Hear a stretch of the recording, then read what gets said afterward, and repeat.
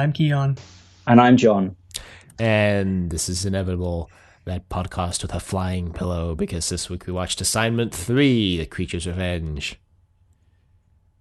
Written by PJ Hammond. Directed by Sean O'Riordan. And aired between January 6th and January 22nd, 1981. I thought we had lost you for a second there, Keon. I'm not gonna lie. I thought you were just buggered off. Just falling asleep.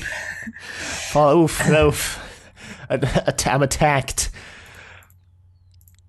No, attacked by my own pillow. We're joined once again by John, who, if dear listener will remember, joined us on Zenith twice, I believe.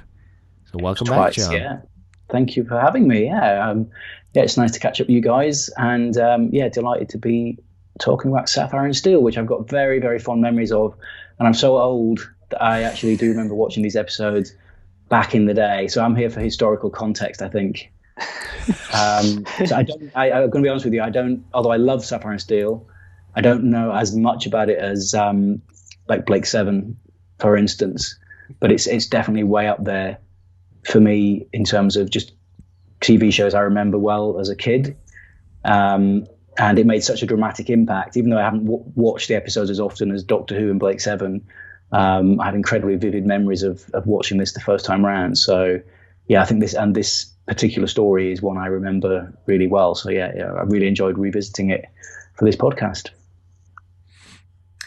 Yeah, that's awesome, and that's something that a lot of our listeners actually have been saying, is that, you know, Assignment 3, I think more than any other assignment, is the one that they sort of remember, probably because of all the horrific sort of cut-ins of the we'll get there, but you know, I think it's sort of obvious as to why this one stands out compared to the other two. It's a little more It was the start of the second series as well, and the first series had made a massive impact, and there was quite a long delay between the first and the second series. So I think people were quite excited by the time the series came back, and it was so different, this story, than the first two. So yeah, I think that's perhaps part of the reason why it really stood out, because everyone had been really waiting in anticipation, and all the hype had built up around it as well. So, and yeah, it's very different to what came before, but also what came after as well. Interesting. Interesting.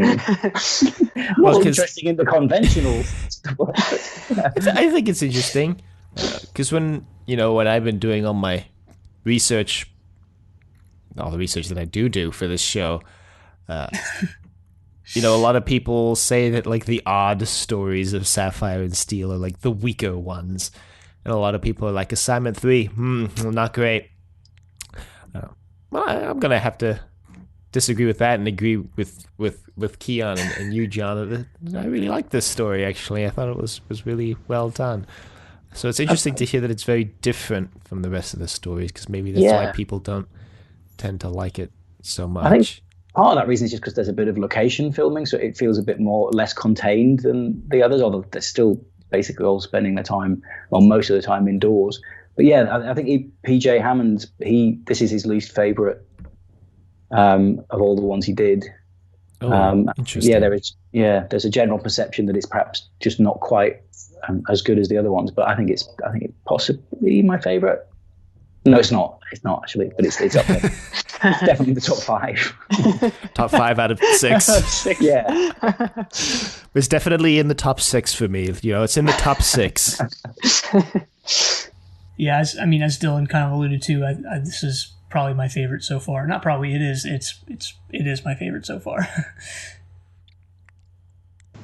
I mean, you just got to look at Joanna Lumley, haven't you? She looks great in all of the stories, but I just think as soon as she steps out of that lift in that amazing wig and that outfit, you just think, well, if nothing else happens, we can just watch her for 6 episodes, And I don't mean that. Well, that sounds like a sleazy, but I don't mean it in that way. I just mean she's just this just amazing presence throughout. So but I just think even though the the pace can be quite slow, and some episodes I think are stronger than others.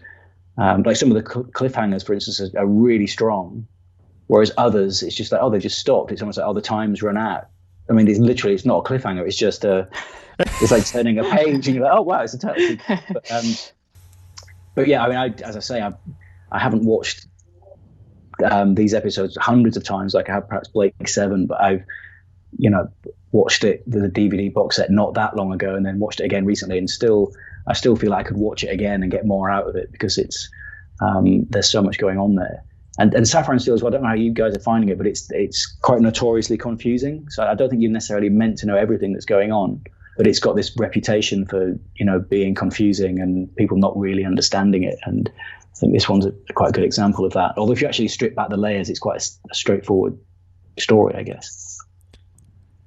I will say I did not understand the ending to the story, and maybe that's because I did the Keon thing where I watched these all at once, like less than 24 hours before we recorded. So by the time I got to episode 6, I was like, I'm going to need to take a break here, and then I guess I just checked out for the final 5 minutes. I think this one does perhaps a better job than the first two of sort of tiptoeing that line between like understanding and not understanding. This one sort of sits you down and I think explains more than the previous two, but at the same time it I think also goes for bigger ideas. I don't know if that makes sense or if that's even right, but no, that does make sense. I mean, a problem I have with it is because I was just going on about Joanna Lumley there and how amazing she looks in it, but I find out I get so distracted by all the background detail. Like if you like just the decor in this one, because I remember my childhood was all orange and brown, so I'm just obsessing about an ashtray in the background or just the wallpaper, and then I'm like, shit, I've just missed a really important plot point. What's that leg of lamb? What's going on with that? But I think that's part of the fun of TV of this era, isn't it? You can just let it kind of wash all over you and not worry too much about the plot. I realized actually quite recently that most Doctor Who plots, if I think about it, I don't really know what they're about. Not because they're necessarily massively complex, but I just enjoyed the whole experience, really. I can't believe I said that out loud, but hey, it's out there now. And on recording too. Yes. No, I mean, I totally get that, especially because this story, I think, is maybe more dense than some of the other ones, especially Assignment 2. I feel like, and this is something Dylan and I talked about on that episode, was that a lot of that story felt like it could have just been cut out. Well, I think what I was specifically advocating for that one was just chop the first 4 episodes off, delete them, and just use the final 4 episodes as a 4-episode story, and it's actually a masterpiece of modern filmmaking if you do that, in my opinion. Yeah, I mean that's I guess true to a degree, maybe of all of the stories, because there's a lot of just walking around rooms and just looking meaningfully at each other. Picking up bits of bric-a-brac and what does this mean? And so when I used to watch this, I used to as I say, I was 7. I'm revealing my age. I was 7 years old when this was first broadcast, and I used to watch it with my best friend at the time, a girl called Joy. God, that makes me sound old as well. Are people even called Joy anymore? Jeez. But I had we actually got special permission for me to go around to Joy's house and watch this. And this was shown, I think it was 8:00, this series, on ITV. So that's quite late, but I think there was still a perception that it was kind of a kids' TV program. I think just like with Doctor Who, it's because it's fantasy and people just perhaps made the assumption that this is for kids. So me and my friend Joy, we were just allowed to watch this on our own. So I would go round to her house I think it was every Tuesday, every Thursday to watch this. And I would get there like 5 minutes before the episode started. We were given a glass of orange juice to drink, and then we would just plonk ourselves down in front of the TV, and we were left to it. And I think if our parents had known just how, dark and weird this program was, I don't think they would have let us do that. And I think we knew as well, we shouldn't really be watching this. This is absolutely terrifying. We would just sit there, you know, transfixed, watching it, just thinking, what the hell is this all about? I didn't really understand it, but it was all about the atmosphere. And it was, yeah, as I say, utterly terrifying. And then there'd be a commercial break in the middle, and we just sort of used that time to kind of catch our breath, and then we'd be straight in. And then I had to go home straight after, because it would be time for bed, basically. So, and then I would have terrible nightmares about it. I'd go to school the next day, and we'd talk about it, like, oh, can you believe that bit with the swan and the pillow? But it also really inspired our imaginations, because it was a really easy thing to play. You know, when you're kind of making your own adventures, you didn't need, you know, pretend spaceships or anything. As I was saying, you could just walk around the house and just make a story around just normal everyday objects. And I seem to remember there was one time we were both crawling along on our, you know, hands and knees trying to avoid mirrors. And another time there was a cupboard just under the stairs, and the door was slightly ajar. And we built a whole story around that. And I think we actually built ourselves up into a state of terror, convincing ourselves there was something under the stairs. And that was part of the appeal. You know, you just wanted to watch Joanna Lumley and David McCallum walk around empty houses, just trying to work out what was going on. And it was the atmosphere, you know. And then it was only later you might think, oh, not a lot happened in that episode. But I can't remember what my original point was, but that's just a little insight into my childhood.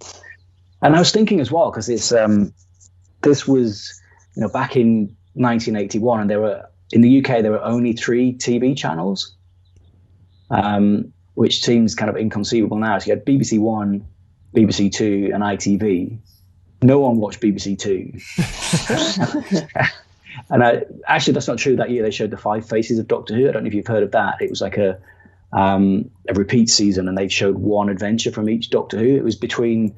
It's because there was going to be such a long gap between Tom Baker going and Peter Davison taking over, and John Nathan Turner was worried that people might lose interest, but he also wanted to remind people that there'd been other Doctor Who's other than Tom Baker.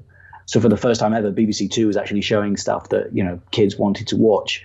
But there was so much else on. I mean, even though we only had like these 3 TV channels, there was just so much. I was looking back, just thinking what else was made that year.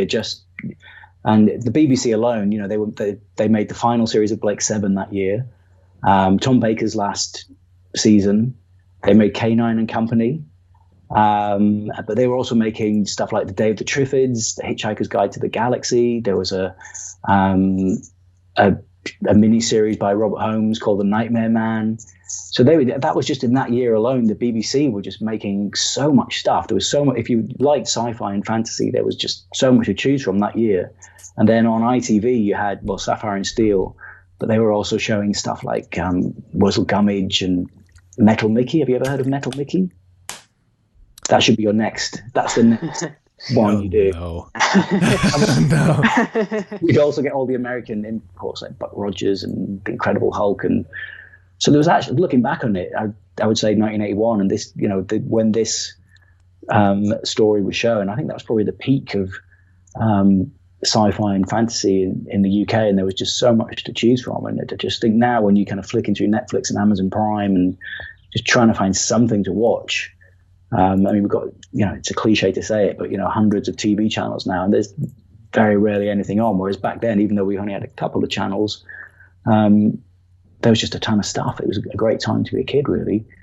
And, you know, Sapphire and Steel was a massive hit as well, because it was, you know, shown at prime time on ITV. This wasn't just a cult series. It was really mainstream and really popular as well. Yeah, that's interesting, because that's exactly what we read, you know, that this was, you know, a fairly big deal. But I think even having read that, there was something like sort of in the back of my mind that was like, was it really though? But so like actually hearing that and how, you know, from an old person,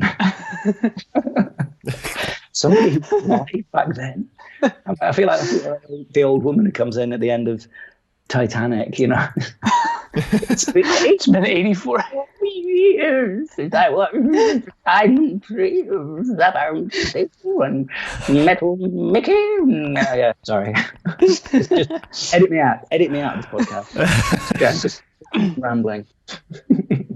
Yeah, I remember us talking on the first episode of this kind of season, assignment 1, and we were talking about how apparently everything after assignment 1 gets a lot darker because assignment 1 was the first one written and was written when the show was still conceived to be like a kids show only. Yeah. And then it was during the writing of assignment 1 or shortly thereafter where they were like, you know what? Yeah, screw that. Let's just go for it, Let's just go for it. Apparently it was ATV, wasn't it, who was saying that, no, let's make this more adult. And then, that gave PJ Hammond, let him off the leash a little bit. But I think there was, still this perception that it was for kids. We used to have have you heard of the Radio Times? Mm-hmm. The UK? So that there was, back then, even though we only had 3 TV channels, there were 2 kind of like TV guides. So if you wanted to know what was on BBC One and BBC Two, you bought the Radio Times. But if you wanted to know what was on ITV, you'd buy the TV Times. And they were both like big publications, which seems ridiculous now because all the TV guides are just condensed into one. But these were like for grown-ups. But then there was this a weekly publication called Lookin' even. And that was basically like a kid's version of the TV Times. And it would let kids know what was coming up, child-friendly programs coming up in that week. But it would also be full of comic strips. There'd be like 2-page comic strips for each of the TV shows. So you had stuff like Battlestar Galactica, Sapphire and Steel, Wurzel Gummidge, Mork and Mindy, mixed in with comic strips about ABBA and like real life celebrities as well. And it was just this really cool publication just with covering all these different TV shows. And there was a comic strip in that about Sapphire and Steel.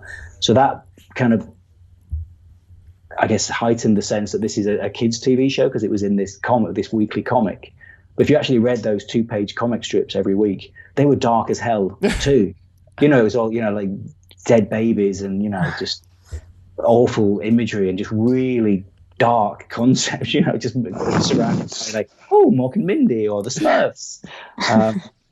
So it's almost like everything about Sapphire and Steel, the darkness just kind of seeps out, but just there's somebody, I can't remember who it was, unfortunately, but somebody was recently been posting some of those original comic strips on Twitter. I think it's Graham Wood, actually. Yeah, it must be Graham Wood. And it just brings back how dark and twisted they were as well. Just like seeing a witch burn at the stake, and it doesn't spare any of the detail. It's just dark stuff, but still perceived as a kids show. Yeah, well, that's or I find that awesome. Like, that it was sort of in this. Well, I don't know. I have this kind of weird obsession, not with comic books themselves, but like just, I guess, the idea of comic books, and the sort of the preservation of them. So that's interesting, and I'll probably see if I can do a little digging and drop in the show notes those links to what people are posting, and trying to preserve these old things, these 2-page spreads or whatever. Yeah, I'll send you a link. Okay, cool. So yeah, that would be great. I like that idea, especially because like a lot of these old comic books were made to just like, be read once and thrown out really. But people have done such a good job like preserving them and, making sure they stay around. I don't know the, specifics of the ones you're talking about, but I know a lot of, at least American comics, especially, the further back you go, maybe 60s, 50s and such, they were so cheap, like, and they were just made to just, just be read and thrown in the trash. I mean, this was the same, and it was slightly different to American comics there because they're bigger, so it's like kind of like A4 size more or less. Mm-hmm. And it was, I wouldn't say it was ridiculously cheap paper, but yeah, they were definitely made to be, used as what's on TV this week, a few comic strips, throw away. But I think because it was quite a popular publication, it was printed in mass quantity, so it's not too difficult to track down back issues. And it's just a really interesting look back at this history of all these TV shows when they were all on at the same time, and the covers were amazing. The covers would always be painted, and you might have like an image of Sapphire and Steel, but with John Pertwee's Wurzel Gummidge behind them, and it's just like these weird combinations. I don't know if you guys have heard of Wurzel Gummidge before, but they would just have these weird mashups where it's Mork and Mindy, and then you've got, I don't know, like Battlestar Galactica going on behind them as well. And this magazine ran for years as well. So you had like Space 1999 in there, Time Slip, and all kinds of other random stuff. Yeah, I think we have heard of Wurzel Gummidge. I think it was something that we mentioned a couple of times when we were doing the third Doctor's era, because that was John Pertwee, as far as I know. John Pertwee's Wurzel Gummidge, yeah. And that's another show, and that definitely was a kids' TV show. But again, still really dark. I mean, not always, not constant darkness, but just this idea of scarecrows coming to life. Just every now and again. I don't know if you guys follow a Twitter account called Scarred for Life. Yep. No, I don't. Based around all this really scary stuff that was just shown on kids' TV, or just stuff that if you saw as a kid would completely potentially screw you up for life. And Wurzel Gummidge was definitely one of those. Most of the time, it was just this lovely kids' TV show about a scarecrow. He comes to life. He's got a couple of kids who are his friends, and he just has these little adventures. But then every now and again, it would just be absolutely terrifying. He would regularly take off his head and put another one on there. He had different heads for different occasions, and that was always slightly terrifying. Or he'd come up against another scarecrow who was who would basically just. There was one episode, I think, where he was literally torn to pieces by this really nasty bully scarecrow, and just really something that would be at home in like a horror film, just shown at 4:30 on a Wednesday afternoon. And I think Sapphire and Steel was another example of that. Even though it was shown, in an adult time slot, kids were watching, but you just suddenly be seeing things that you just think, what is this? I mean, there's some great examples in this one, usually involving meat. Yeah. Yeah. So, okay, Dylan, as a vegetarian, what did you think about these scenes? And I think we can kind of dive into some of the more plot related stuff, because this kind of happens right at the beginning. Well, I mean, just reinforced my choice, question mark. I don't know. It's always weird to me. I don't know if I've ever explained this, but I've actually been vegetarian my entire life. So since I was born, basically, I've never had any meat of any sort, and that includes fish.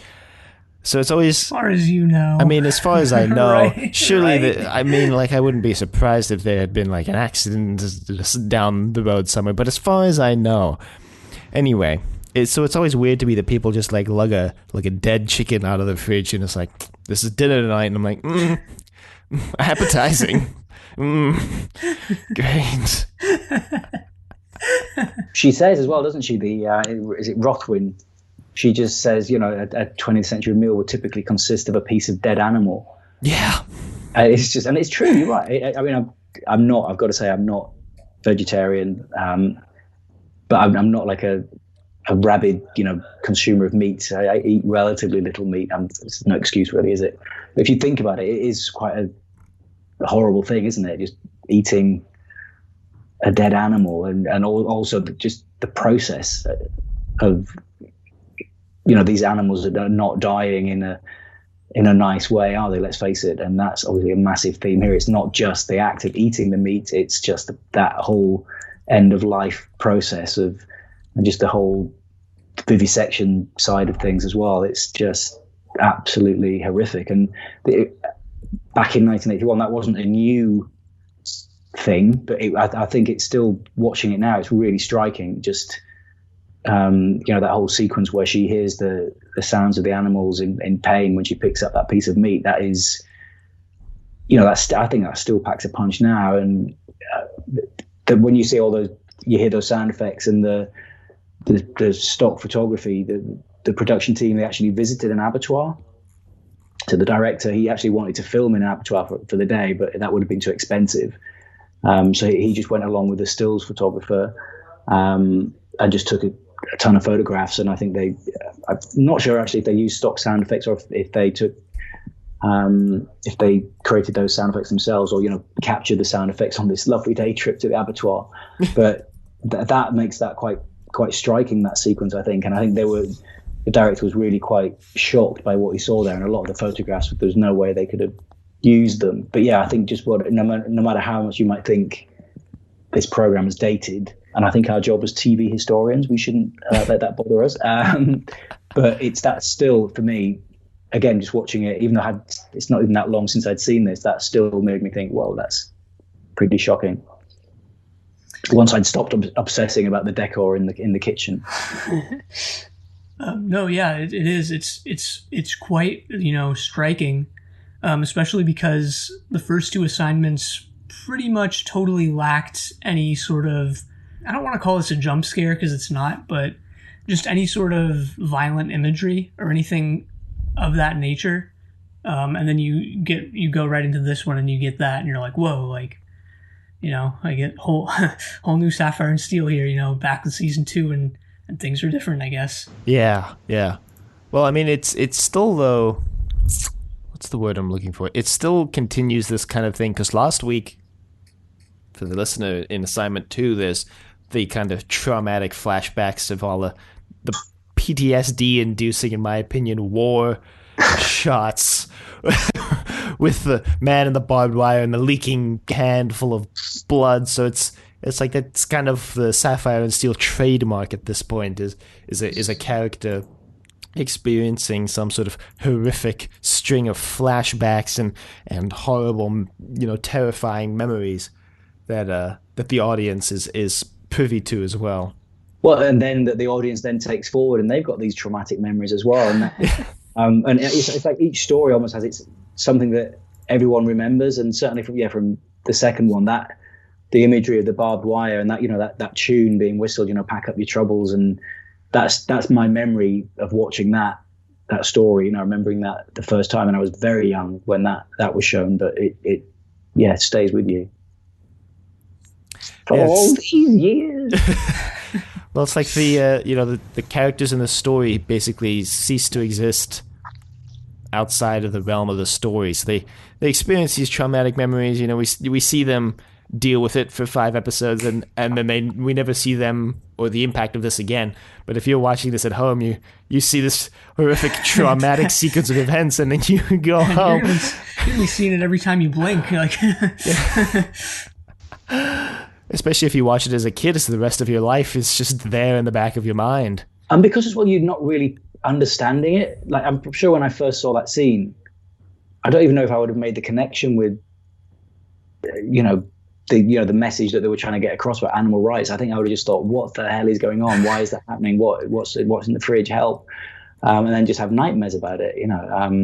But that was part of the fun. It was just, this was back in the day of, video nasties, when, movies was first being released on, home video. And the only films you could get hold of were like really horrible and really bad quality horror films. So as kids, you'd be watching films like Driller Killer and getting like a real buzz out of watching something you really shouldn't be seeing. And even though it terrified you and you'd have nightmares, it was just a really addictive thrill, just watching something you knew was really not intended for you. And I guess Sapphire and Steel is a slightly safer version of that, but it still was that same thing of like, should kids be exposed to this kind of stuff? I mean, I think, yeah, absolutely, of course they should. Yeah, I mean, best way to learn how to swim, get tossed right into the deep end. Yeah, I mean, that's certainly one way to do it, shall we say? Certainly one way to do it. And I'm going, exactly. But I was like, no, that happened to me. It was horrible. I just become really right wing and horrible there for some reason. I don't know why. But yeah, there is just so much disturbing stuff going on here, because I think just after she's in the fridge, she's then trying to smother her husband. But then there's this recurring theme of like that baby constantly under threat of being smothered or strangled, and that's pretty horrible, isn't it? Just this this theme of just, what, I don't know, is that an appropriate thing to be showing? A baby in a crib with a pillow over it. It's just it's quite dark and inappropriate, but that just adds to the shock value, I guess. Yeah, and now that we're actually discussing this, I this might sound weird, but I didn't even actually like realize how dark and kind of scary a lot of this stuff was. I mean, maybe I was just in the headspace that like a little kid would be of like, oh yeah, okay, this is happening, like, and not really understanding like, whoa, this actually is like fairly dark. I mean, it's difficult, isn't it? 'Cause watching it in 2020, when a cushion is moving along the sofa, and I don't know if there's a comedy sound. Well, there isn't a comedy sound effect, but there is something inherently comedic about that. If you just think, okay, this is a 40-year-old TV show, you've kind of got to get into it and go with it, haven't you? But in theory, it's just ridiculous and it's just a bit of silly. If you do try and watch it with that historical context, yeah, and imagine being a kid watching this, and it was, I certainly, I think when we would have seen that cushion ominously moving across the sofa, I think that would have been terrifying. I can vaguely remember being terrified by that. So, and it's ridiculous and terrifying at the same time. I think that's true of a lot of things here. It's like when I don't want to jump too far ahead, but when the swan, the pillow/swan is attacking Steel, if you take a step back, it's probably not the best realized visual effect that's ever been put on screen.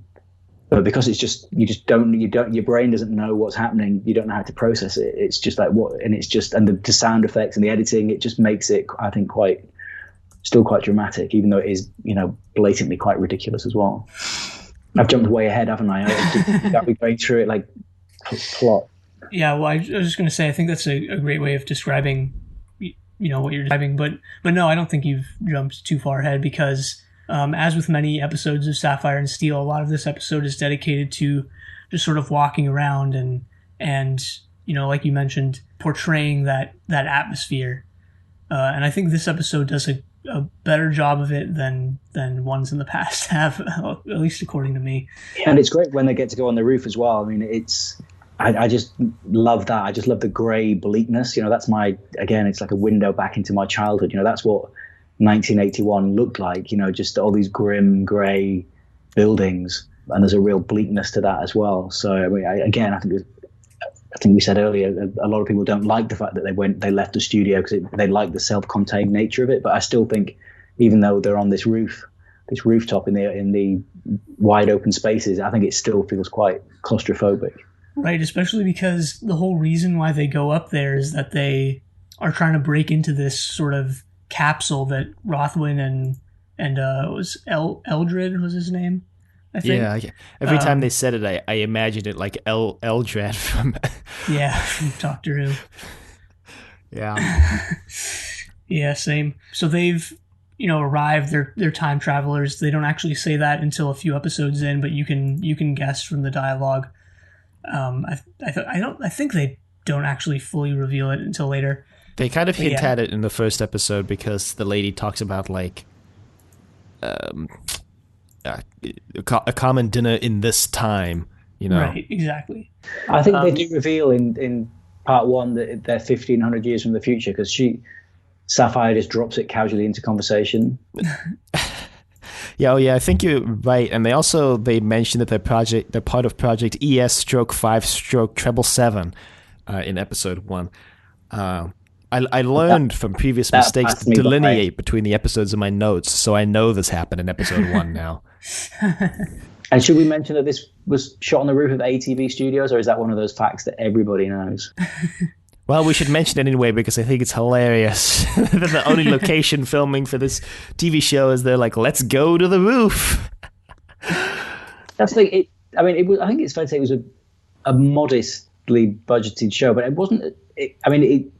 I think it's so clever the way they get around it. The fact that it's the same set used over and over again because it's all based around the capsule. So the capsule was based around the layout of one of the flats, so that it totally explains why all the sets have got the same layout. Obviously, a massive cost saving there, and a lot of the effects are very simply achieved. A lot of it is crossfades or clever editing. it's all pretty much always indoors, and that when they do go outside, it's only because it's on top of the studio. But at the same time, it wasn't a ridiculously cheap program, because you've got Joanna Lumley and David McCallum, and they wouldn't have come cheap.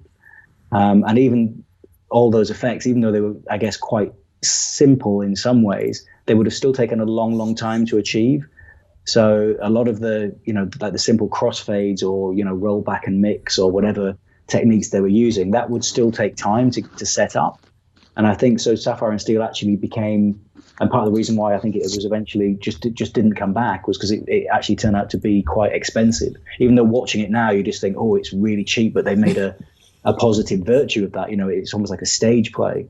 I don't think it was perhaps quite as cheap as Doctor Who, for instance, around about the same time. Mm-hmm. Yeah, that's really interesting, because I would have never thought that. Just kind of watching this and watching early 80s Doctor Who, just comparing them, I would have never said like, yeah, this is more expensive. But like, yeah, I mean, now that you bring that up, yeah, that's crazy to think about. Doctor Who had the advantage because they had the BBC Visual Effects Workshop, and they had all the resources of the BBC, and I'm sure ATV had their own resources as well, but they wouldn't have had that same resource to call upon. I don't think. I mean, there was one chap dealing with the effects on this, but I think he was probably working alone, and so I think Doctor Who had that advantage, that they had, it was part of the BBC, and they had more resources perhaps to call on. But right, yeah, the BBC had experience. The BBC had experience with low budget programming. But they were churning them out, whereas ITV or ATV, although they'd make a lot of fantasy TV shows, they were perhaps not pumping them out as frequently as the BBC. And ITV was a network made up of lots of different regional TV stations.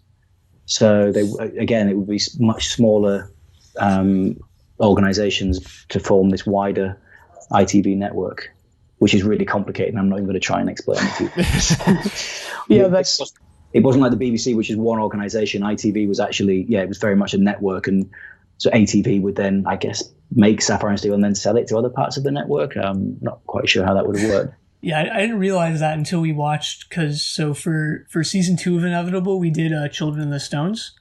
And that was you mentioned a whole episode on each episode. That is remarkable. Yeah, especially because a lot of them are somewhat devoid of content. Yeah. Hey, shall we go with the Stones again? But the reason I bring that up is that watching that show and then moving on to this, ITV, I think, is starting to be put into perspective for me, because I didn't really understand what it was. But now I'm starting to get a bigger picture of like, okay, it's these little sort of satellite organization type things that sort of operate independently. Yeah, so there'll be certain TV shows like Coronation Street, which is a massive soap opera, still going today, that everyone would show at the same time. And in prime time, generally speaking, most people across the country will be watching the same programs. But then you would have regional news or regional interest programs, and there would be certainly a lot more variation on ITV than, say, regional variations on the BBC, for instance. So although everyone would, I guess, generally refer to it as ITV, I lived in the Yorkshire region, so it was actually Yorkshire Television, and they would make, I guess, programs like, did it make Emmerdale Farm? So some programs would be made by Yorkshire Television and showed across the entire network, but they'd also make some programs that would only be shown in the Yorkshire TV region because they were so dull. Only Yorkshire people would want to watch them. I can say that because I'm from Yorkshire. Yeah, so there's generally a farming theme going on throughout. Yeah, I think that's something that I was kind of confused by at the start of this show. I don't the whole think ATV, ITV thing. And then the merge to Central, it caused a delay in season 4, and yeah, even I get confused by it. It. But yeah, I think ATV was one of the biggest regional stations because I think they looked after London and the Midlands. So they were definitely one of the big ones, and it was headed up by Lou Grade, who was a massive figure in television. So he was always really keen to create big budget productions, and he had an incredible history working with Jerry Anderson across a lot of his productions, and he was involved with The Prisoner, so he knew what made a successful TV show, and he was I think he was instrumental in casting Joanna Lumley and David McCallum, because he thought this show really needs star quality. So he was he was kind of famous in his own right. People, he was a big public figure. He was also the uncle of Michael Grade, who went on to cancel Doctor Who, but not everyone's perfect. I'm just racking my brain for anything I know about Sapphire and Steel. I'm just throwing it out there. It's like I've got Sapphire and Steel Tourette's, so I apologize to you and the listeners. No, I mean, that's great, though, because, like, we don't know much about Sapphire and Steel, to say the least. It's not like Doctor Who or even Blake Seven. There've been, I think, a couple of books out there and a bit of coverage in like the genre magazines, but it's not been analysed to anywhere near the same detail. And as I was saying earlier, I haven't actually watched it that often. I watched it as a kid, and I think partly because it made such a big impact on me, I've almost just don't want to go back too often, because you might just think, oh, actually, it's not that great. Because I was 6 or 7 years old when I watched it. So I watched it when I was a kid, and then I didn't watch it again for ages. It came out on video, but at the time I was buying Doctor Who and Blake Seven on VHS, and I couldn't justify spending more. Although I did when I went to university. That's when I watched it again, and I don't know if this is appropriate for me to say, but watched it, I guess, under the influence of various substances. So it still had that real. It had a different impact, and you're like, no, I wasn't imagining it as a kid. There's a lot going on in this program. And then I bought it years later. I mean, literally decades later, I bought the DVD box set. But even though I love it so much, it just kind of sat there on the shelf unwatched for years, because I'm just like, you almost don't want to go back to it too often, because you might never get out. You might be somebody will pick up that box set and you'll be there trapped. But now I'm thinking, God, I should probably watch it more often, because there is a lot to get out of these episodes, and I feel like I should know it perhaps better than I do. As your listeners are probably thinking too, who's this guy? Why did they get him? We're still on part one, aren't we? We need to do this now. Yeah, come on. Let's do it. Okay, so they're on the roof. Yeah. Swan comes out the window. Yeah, and we're almost getting, so you kind of are shown rather than told this idea that, like, there's something going on related to inanimate objects taking on the characteristics of the beings or the things that they used to be, right? So Rothwin got the visions of the meat when it was still alive or being killed, and now this pillow is sort of taking on the qualities of a swan or something. Yeah, and then we get a point of view shot of it attacking Steel, because well, let's back up a touch. There's like an invisible wall on the roof. And so Steel has decided to circumnavigate the wall by inching along the tiny little handrail, right, I should say, of the roof. And Sapphire's like, you probably shouldn't do that. And Steel's like, it's perfectly safe. Nothing's going to happen. And then he just gets attacked. I think handrail is actually a slight, overstatement. I mean, there's not much stopping you falling off the edge of that roof. Did you notice? And I think I read somewhere that the director was quite, he was afraid of heights. So he was directing these scenes like on his hands and knees. And meanwhile, John Lumley's just like, happily, swanning up and down, no pun intended. And just, I guess back then health and safety was less of a consideration. But it does look like quite a dangerous location to be filming. And I think that adds to it when that, that pillow/swan is coming at Steel. Did I just say that? No, I agree. I'm actually I'm mildly afraid of heights. So I was like watching this like, Steel, no. Steel, no. Well, this is actually, I would normally want to read this at the end when we do the emails and comments and stuff, but it has to do with this. So someone on Twitter who has the enviable handle or @ of ImmyPack. Oh, man. So he says, or they, I don't know if it's a he or whatever, but so they say, quote, the guy controlling the Swan gave a, quote, live, unquote, interview on a S&S Yahoo Group's discussion board.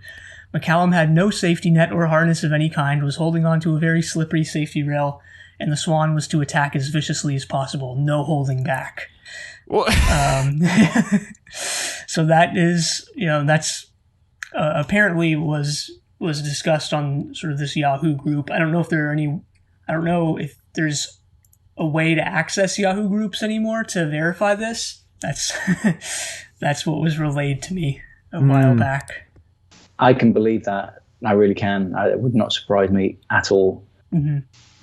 Just bring it back next week. Just call it Sapphire. Silver is the new replacement. Sapphire and silver. Yeah. No more steel. Yeah, silver is great. I'm glad we were introduced to silver in this episode. Yeah. Should we skip to part 3? No, I'm just... Well, part 2 is where we find out the critical information that the girl's name is Rothwin. Rothwin and Eldred. For some reason, I thought they were Welsh. I thought Rothwin and Eldred sounded like Welsh names. It turns out they're not. They're from the Middle Ages or something. I could make a joke about the Welsh in the Middle Ages there, but I'm not going to.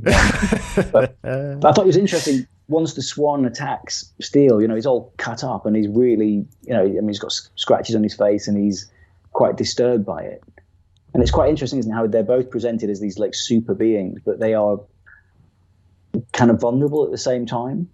And I don't know if there's I actually quite like that kind of inconsistency, that they're all powerful, but then they're just as, in some ways, as vulnerable as we would be, because they're dealing with forces beyond our knowledge. And, watching it as a kid, even though you love the characters, you were always wishing something absolutely terrible to happen to them. It's like with Doctor Who, I love Tom Baker, but I don't think I was ever happier than when he had his arms and legs and head pulled out, when in the leisure hive, that is a cliffhanger.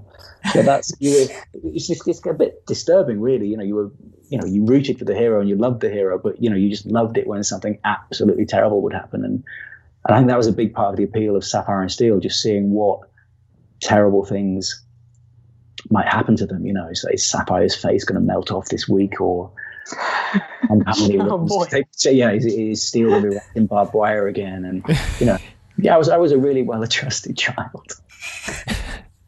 Well, you watched Sapphire and Steel, so that's why you're so well-adjusted. The courts on. Look, it led me to where I am now, literally.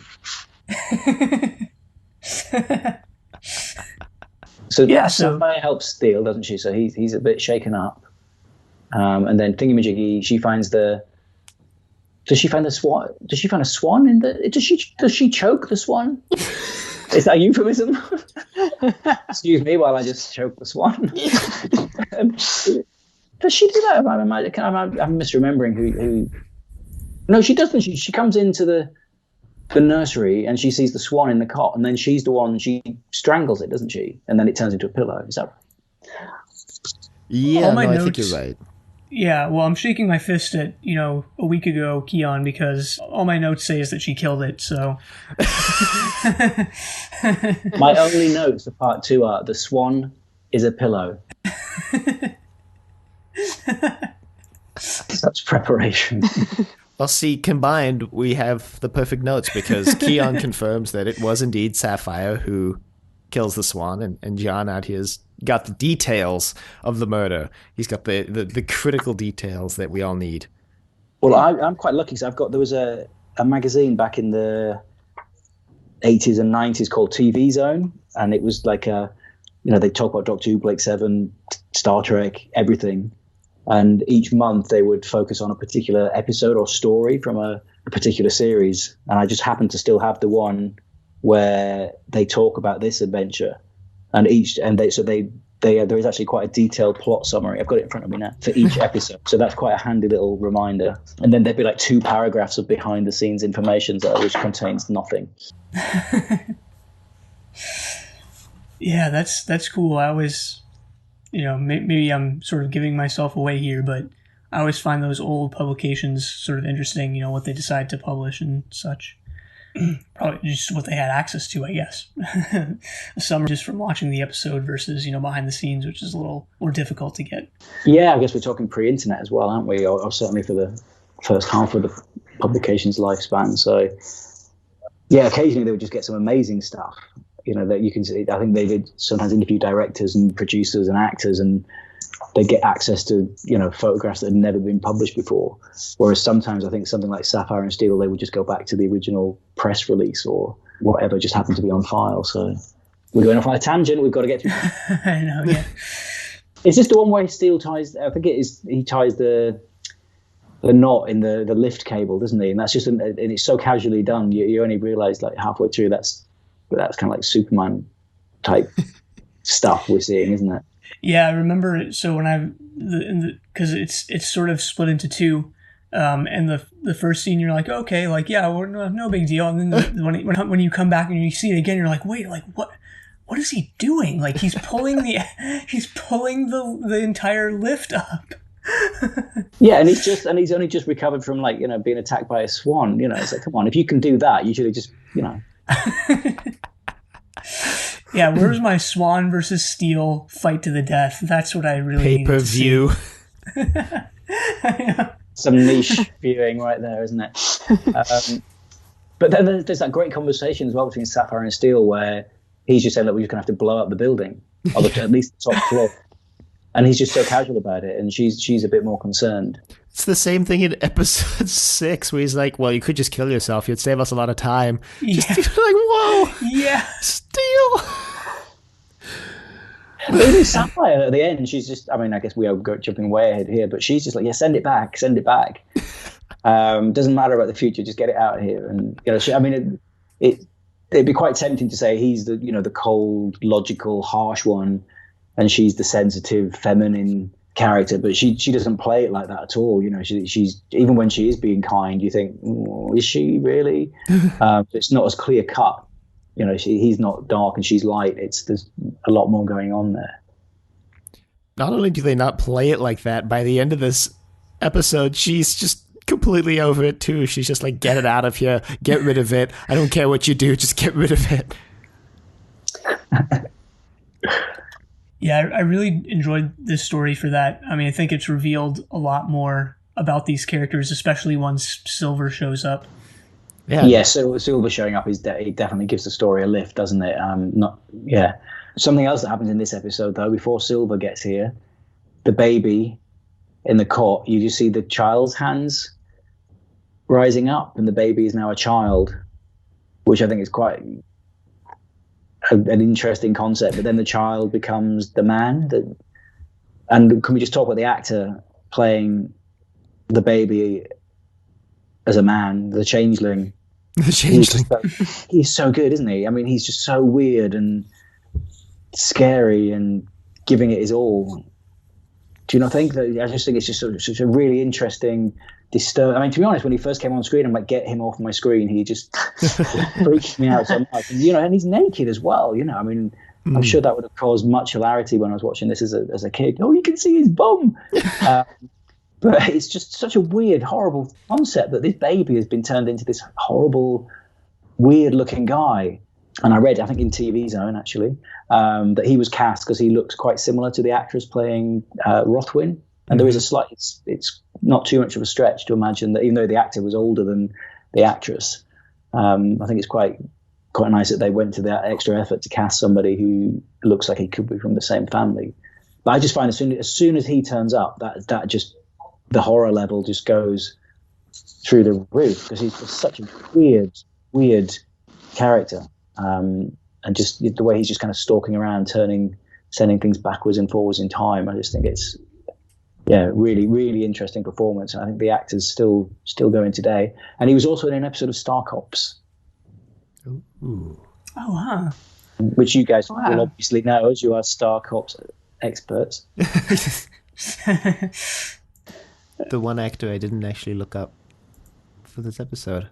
I must admit, I only looked him up while I was, to be honest, Dylan, waiting for you to get your act together.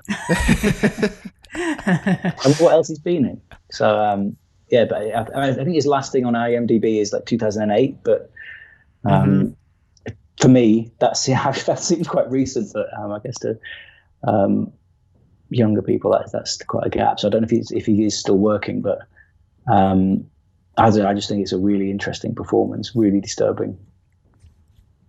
Yeah, he died on August 2nd, 2016. Oh, Christ, why didn't I do my research? Oh, that's a shame. What's his name? Just so it's Russell Wooten. Russell Wooten. With two Can you O's say and that two again? T's. I really enjoyed the way you said Well, I don't think I can recapture the magic, lightning in a bottle moment. Rest in peace, Russell. And you did give an amazing performance. Bless you. Well, it's been recorded for posterity, so everyone who listens to this episode will get to experience it, and they can rewind 15 seconds as many times as they want. Maybe we could set it to music like you did with me. One of the greatest things we've ever produced, that was. I'm glad you did, actually, because it would have sounded even worse if it had just been me. No backup. Now, okay, is this the point in the episode where we start getting the I don't even know what you would call it, not narration, but the ominous voice talking about all the different ways to measure time? Yes. Yeah. Yeah, I don't know about you. I mean, I loved this. Was that just me? Or did you guys? No, I really love that, especially because the series is all about time and time breaking in and time doing weird stuff. I thought that was really interesting. Yeah, I thought it was super interesting, and also it's interesting because he's being super factual about the whole thing. Which, if you're a TV show, typically they might play a little fast and loose with the science.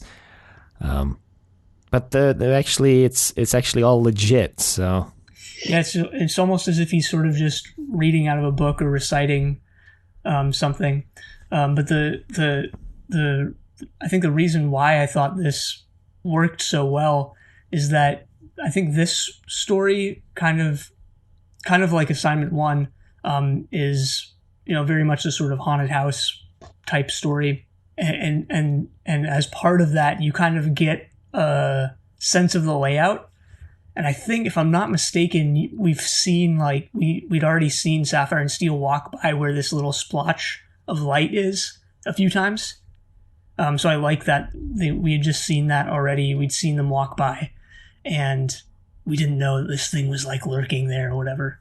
Yeah, there's a weird fetus creature, isn't there? You see the fetus floating around repeatedly, and please tell me you guys saw a fetus. Yes, no, don't worry.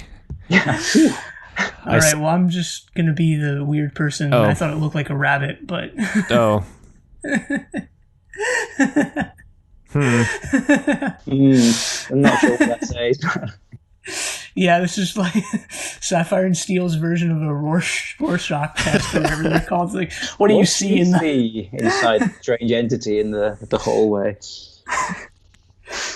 And that's the point, isn't it? Where Sapphire she works out that this other source of technology or whatever is only part machines. She's sort of sensing that there is an organic component, and then as she's trying to communicate with it, then she's taken. I think it's the cliffhanger, isn't it? That's one of the cliffhangers that is actually a cliffhanger. Yeah, she kind of vanishes. She gets taken. Yeah. And that takes us into part 3. Yes. When Silver shows up, and this is when I processed that Steel had just been tying knots in the elevator cable, because Silver shows up and he's like, I fixed the elevator, needed a way to get up from the ground floor, and I'm like, oh, okay, I see now. Yeah, I mean, Silver, he's in, I don't know if you guys know, he's in 2 different assignments. I actually thought he was in more, because he just makes such a big impact. And it's obviously David Collins who played him, and who only passed away earlier this year, and just I think a really well loved actor, particularly by Doctor Who fans, because he had some quite notable parts in Doctor Who and was obviously in Blake 7 as well. But he had an amazing career. But I think Silver was perhaps I guess certainly to people like us, it was perhaps his most famous role. And I remember when he passed away, Mark Gatiss said that he's the Doctor Who we never had, and you could just imagine. And I'm sure if he was had ever been cast as Doctor Who, he would have done something different with it. But if David Collins had been cast as Doctor Who and played it exactly like Silver, I'd have been there for that. I think that would have been amazing. And there is something quite Doctor-like about him, I think. Oh yeah, I absolutely agree. He's very suave and charming. Original observation in the book, but I'm going with it. Yeah, well, I mean, I think it's a good observation. He's very suave and charming, and he plays the alien interloper who knows exactly what's going on very well. He appears and you immediately believe, like, yeah, this guy knows exactly what to do. Like, he's got it under control. Steel and Sapphire, they were just the bumbling fool, but now the real expert is here. And he, in some ways, he's like massively irritating, but you just can't help like him. Yeah, I mean, I just think he's fantastic. And it's interesting because at the beginning of each episode, don't they say Sapphire, Silver, and Steel? It's almost like right from the start, they were thinking, yeah, Silver's going to come in here. And I really like the way you just immediately know what Steel thinks about him. And then Sapphire as well, when she hears that Silver is involved. I mean, Joanna Lumley is such a great actress. It doesn't take much for her to convey the fact that she absolutely, loves Silver to bits. So I just think that relationship between the three of them is established so quickly and so easily, with minimum explanation. I just think the three of them work really well together. Did you know that he came back later, or have I just totally spoiled that? No. I think we knew. I knew for sure. I don't know. I knew, yeah. I knew. And I wish he was in more. I like the trio dynamic, I think, more than just Sapphire and Steel. He definitely adds a different dimension. And I just love the way he all the different props he's using. You just think, what is he doing? Why does he need that? And he's just always, fiddling around in the background. It's just when he pulls the light bulb out of the ceiling and then it lights up in his hand. Oh, it's great, isn't it? It keeps going out though, doesn't it? I don't know if that was deliberate, but you just think, is that just was the prop overheating, or was that intentional? I don't know, but it's still a really neat visual. They're using the light bulb as some sort of like anomaly detector, because he gives a light bulb to Steel, and Steel's just walking around with this unlit light bulb, and then he grabs this. He's got a doorknob. I think he gives Steel the doorknob, and that lights up too, doesn't it? Yeah, I think so. But Steel's just walking around, and then he grabs a doorknob to open the door, and then it lights up in his hand, and he's like, "What?" Oh, that's it. And then he calls Silver over, and he's like, "Silver." I assume they're looking for the capsule because at this point, so Steel and Sapphire and Steel have kind of assumed up until now that there's only one capsule. But when Silver arrives, he's like, well, there's actually there's actually three capsules. Oh yeah, and then Eldred and Rothwin are trying to contact them, aren't they? And they just keep seeing the empty rooms, and that's when you get the sense that the episode is being padded out a little bit, because it's basically just Eldred looking at a chair on a screen for what seems like 12 minutes. Show me room 3 again. Show me the hallway again. And just like, this episode was under. I don't think what else happens in this one. Oh yeah, and then Rothwin and Eldwin, they find the baby's gone. Yeah, Rothwin is screaming like, "Where's my child?" And then they see Russell Wooten. And then he then touches them, doesn't he? And then they disappear.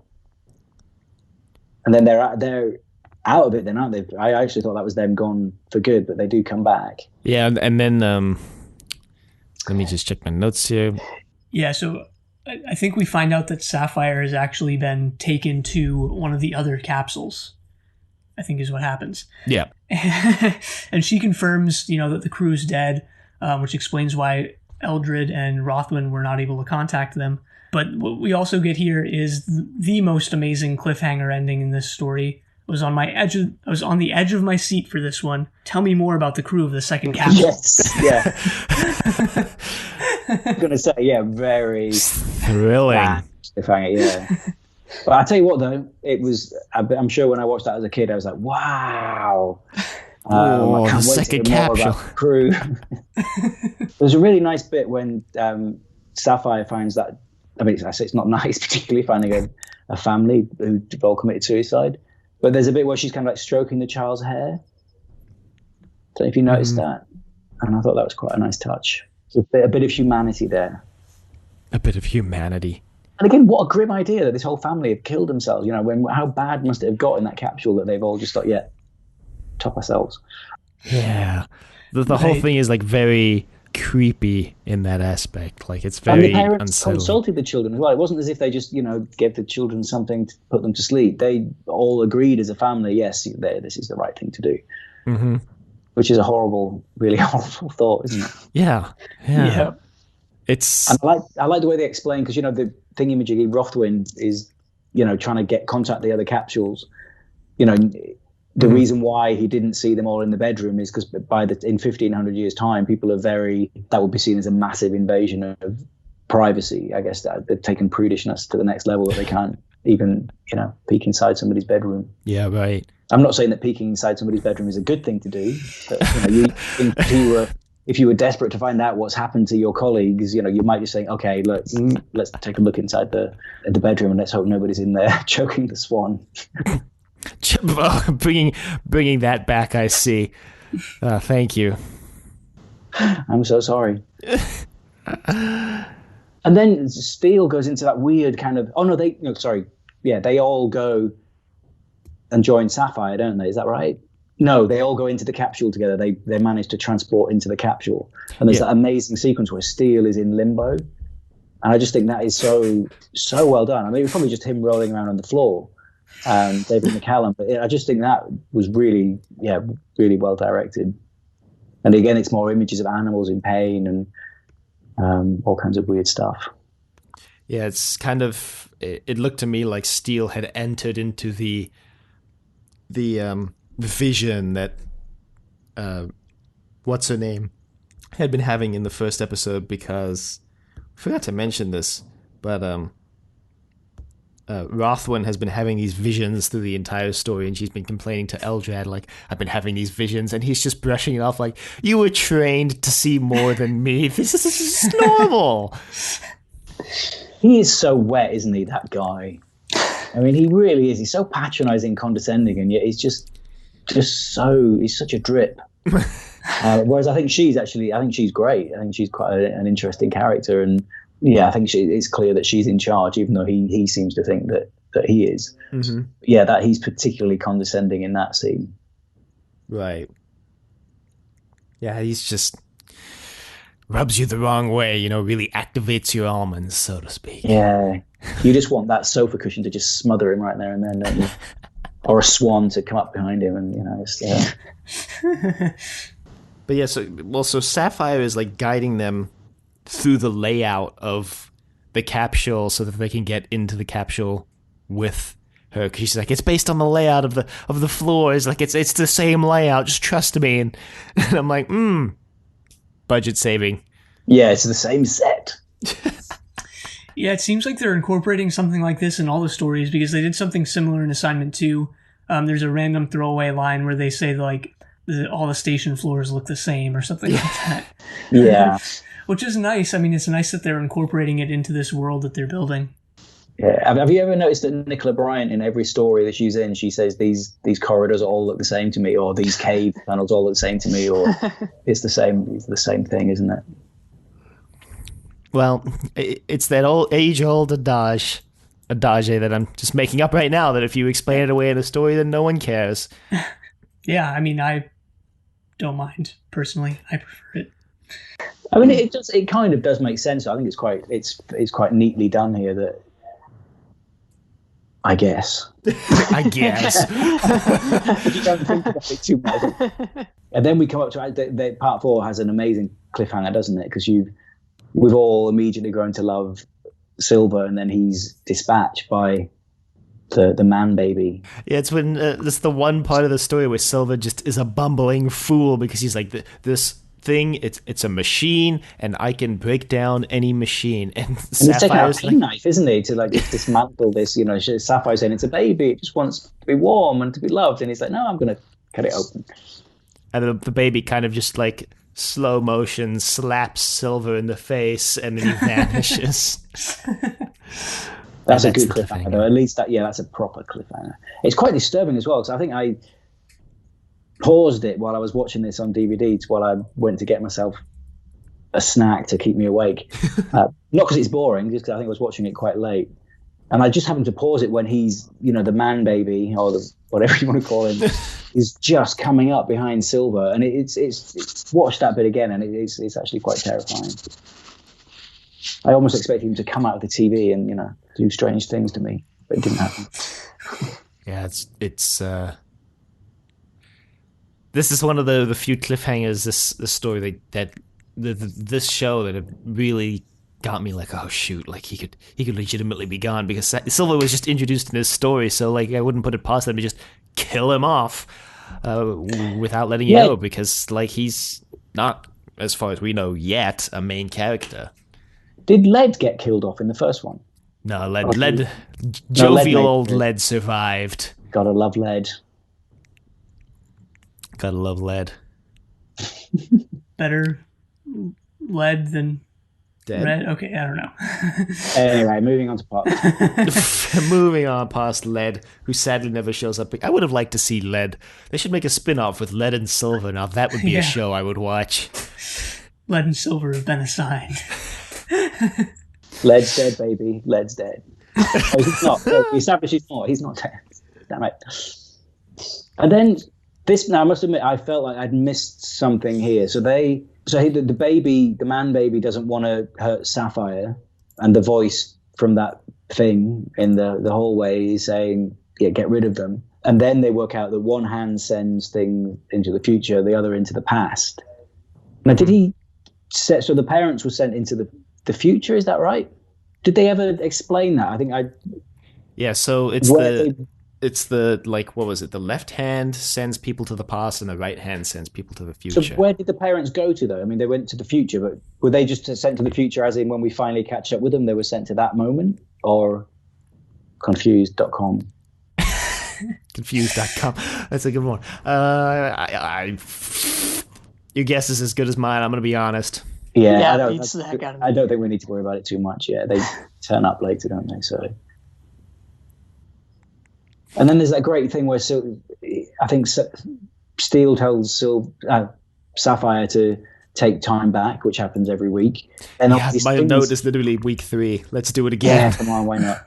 And then all these things keep popping up in the living room, and I think that is really neatly done. I think if that sort of thing used to happen in Doctor Who, and they just wouldn't hold the position properly, so everything would be kind of blurry, because the actor would get tired, or they just move someone would nudged against the camera. But here it's immaculately done, and I think it's the same when the guy is changing glass to sand, and it looks very simple, but it's done immaculately, and because it's done so well, you don't really notice it. But for someone like me who's used to really bad crossfades and mixes in Doctor Who, I just think that whole sequence is great, especially when it's Silver's there briefly and he disappears again. Yeah. Well, this is my favorite part of this was this section of the door that's just missing, and in episode 4, Sapphire was like, this part of the door never existed, and then when she's taking time back, we see the door piece come back, which I thought was very interesting. Well, I think what she's saying there is that the effect that this entity is having on the surroundings is that it's making these it's I guess transforming these things into a state in which they never existed. So when they go back into the past, that's before they were transformed in that state. I don't know why I'm defending this like so vehemently, but like, I don't know. I don't know why you're defending it at all, because I said that was my favorite part. Yeah. But then it's really interesting because they talk about, Sapphire, Silver's beginnings, but also Sapphire and Steel's, and you just think, well, where are they from? Which obviously you never get an answer to, but they're suddenly talking not about childhood per se, but just talking about their beginnings, which I think that opens up all kinds of questions, doesn't it? I mean, do you ever think that maybe they were, you've got they're the elements, there's the elemental side to them, but maybe did they used to be human, or have they taken humans and merged them with the elements? I don't know. Yeah, I can't believe I never thought of that. Like, I don't think the idea that like they could have at one point been human crossed my mind. I mean, I don't know if that's something they would deliberately. It never occurred to me, to be honest, until I watched this again. For this podcast, I just thought I mean, they don't specifically say when I was a child. It was more like my beginnings, or it's kept very vague. But yeah, it's just. I mean, I think it's great that they never explained who they are, or they never went into too much detail, because it would be a bit like the last episode of the most recent series of Doctor Who. Just ruin it for everyone. But anyway. So where did we get to? We got to, so Silver's been taken. The baby thing, the baby man baby, doesn't want to hurt Sapphire. They work out one hand past, one hand present. Right. I can't remember what happened after that. There's a bit where she gets the blood on her hand. What is that? Yeah, so according to my notes, these two things happen pretty much back to back or in very close proximity, and these are really interesting. I think this is where I started paying a lot more attention to the episode, or where I started, thinking it was way more interesting than it probably had been for an episode and a half. So I think it's Sapphire who conjectures like that this is sort of a cybernetic, I guess, machine that's taken on a will of its own and is wreaking havoc. And then she finds the blood and I think bottles it up at this point. And then they make I'm actually just reading the TV Zone plot summary because so they make where is it? Steel joins, sorry, this is really bad, isn't it? Steel joins the changeling's hands, Rothwin and Eldred return, and the changeling is a baby again. That was it. Yes, so Steel kind of creates a feedback loop with the baby. And then there's a really terrible cliffhanger again where as TV Zone says here, there is something in the living room. And that was the cliffhanger. There's something in the living room. And what is it? TV? A sofa? And it turns out to be Silver, which is the mate for it, actually. But although it's not really a cliffhanger, is it? Yeah, Silver comes back, and then he's like, I was going to do something. And then Sapphire's like, you were going to make a mistake. And Steel's like, Silver's like, that was impossible. I never make mistakes. And I'm like, And then they break the news to Rothwin and the Drip about their dead, don't they? And they break it to them really gently, don't they? It's like, they're all dead. They're all dead. They're all dead. And they're like, and then they're even more gentle when they're like, well, how did they die? And Steel just goes, well, they killed themselves. Yeah. You still have time. It's quite a Tom Baker thing. You can imagine Tom Baker doing that in Doctor Who, couldn't you? They're all dead. And in 12 minutes, you'll be joining them. Unless I pull out some super smart thing out of my hat. Would you like a jelly baby? I can imagine it right now. You should write some of this stuff down. This is Big Finish would snap you up. This is pure gold. Snap it up and publish it without our consent 3 months from now. No, I'm just kidding. Sure, I don't know what that's based on. I'm sure we would never do that. So it's Sapphire now at this point who has essentially figured out what's going on. Mm-hmm. She realizes that back up. Rothwin and Eldred sort of explain who they are. They're part of a survey team from the future. Essentially, I think it was that they were surveying just normal, typical 20th century life in England or wherever they are. And why would you want to do that, if you're from 1,500 years in the future? I mean, believe me, I was there. I know about 1981. It's not really worth traveling back in time 1,500 years. Well, this is where the episode starts, I think, showing its hand a little bit with some of its themes. Because there's a lot in this about not forgetting the past, and that's even what the Sinister machine / voice talks about, right? It talks about first it talks about absolute time and how it can't be judged, but then it talks about relative time, how it how that's when you start experiencing time is like the difference between two experiences you had or 2 points that you can place. And I think that really resonates when you find out that this society from the future has to a very large degree forgot the past, but that they what this episode might say is that they kind of need to remember it or go back and that's something I think they're sort of realizing over the course of the episode too. Yeah, and it's an interesting twist, isn't it? Even though Eldred is slightly pathetic, they've been quite relatively sympathetic characters. Whereas here, when you find out that there are no animals in the future, apart from like in the bits in laboratories, you suddenly think, wow, these people are not nice at all. And then you're rooting for the creature, I think. Yeah, and Sapphire works out that the circuits in the, there's the animal blood in the wall, but there's circuits as well, and then there's devices used in vivisection. And I must admit, I'm not quite sure I fully understand what is going on at this point. So have they created something in a laboratory that allows them to time travel, and it's a combination of pieces of dead animal, or pieces of animal that they've created or grown. I must admit, if I think about it too hard, I don't really understand what the hell is going on. Do they know that thing's in the wall? No, I don't think they do.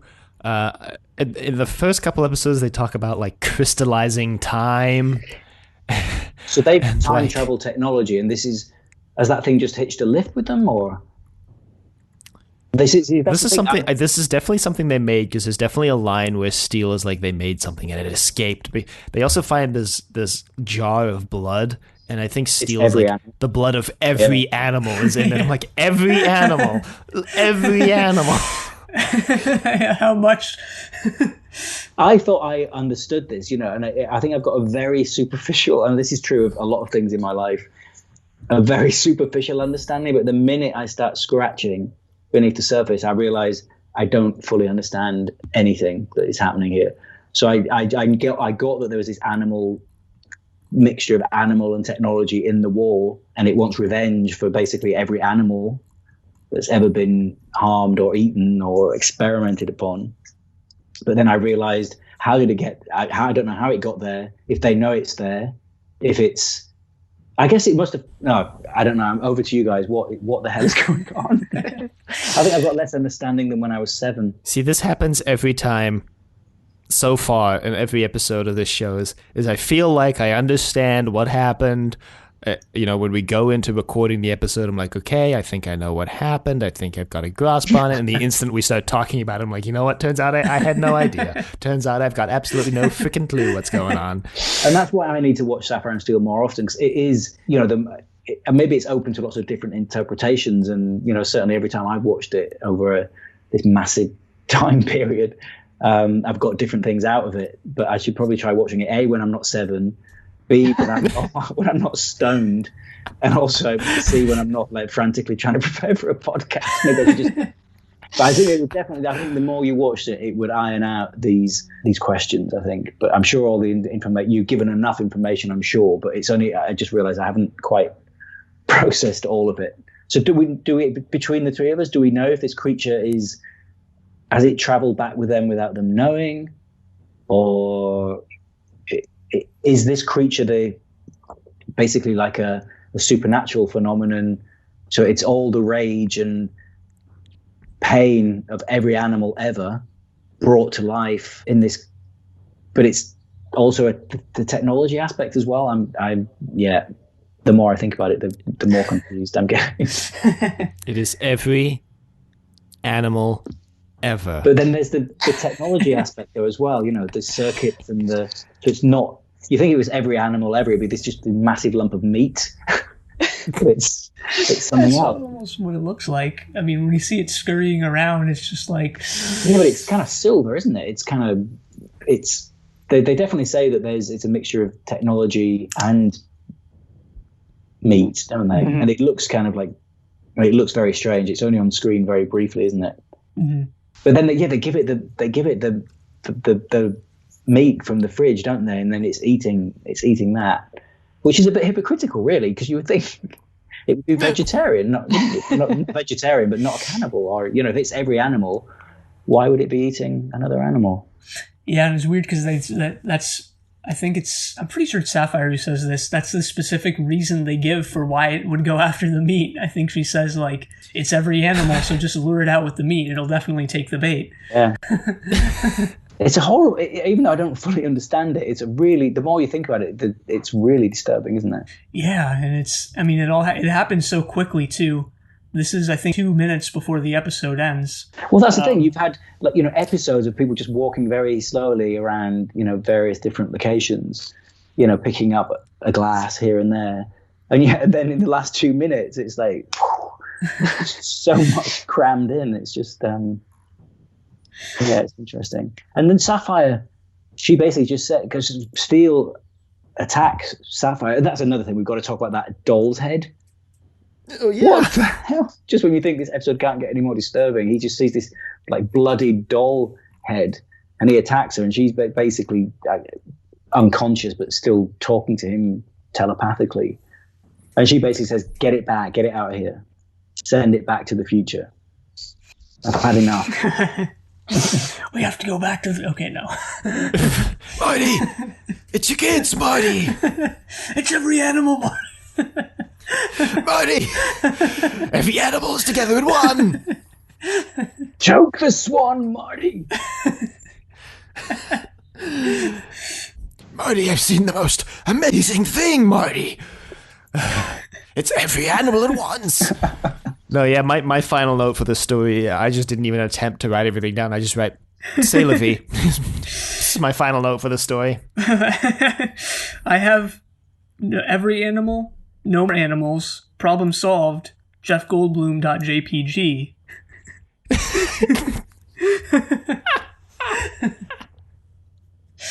Because the way this ends is that Silver reveals that they were wrong, Rothwin and Eldred that is, and that not every animal had been wiped out / combined into one animal because he found a mouse in the capsule. And apparently PJ Hammond was really annoyed about that because that was not his idea. That was dropped in at the last minute.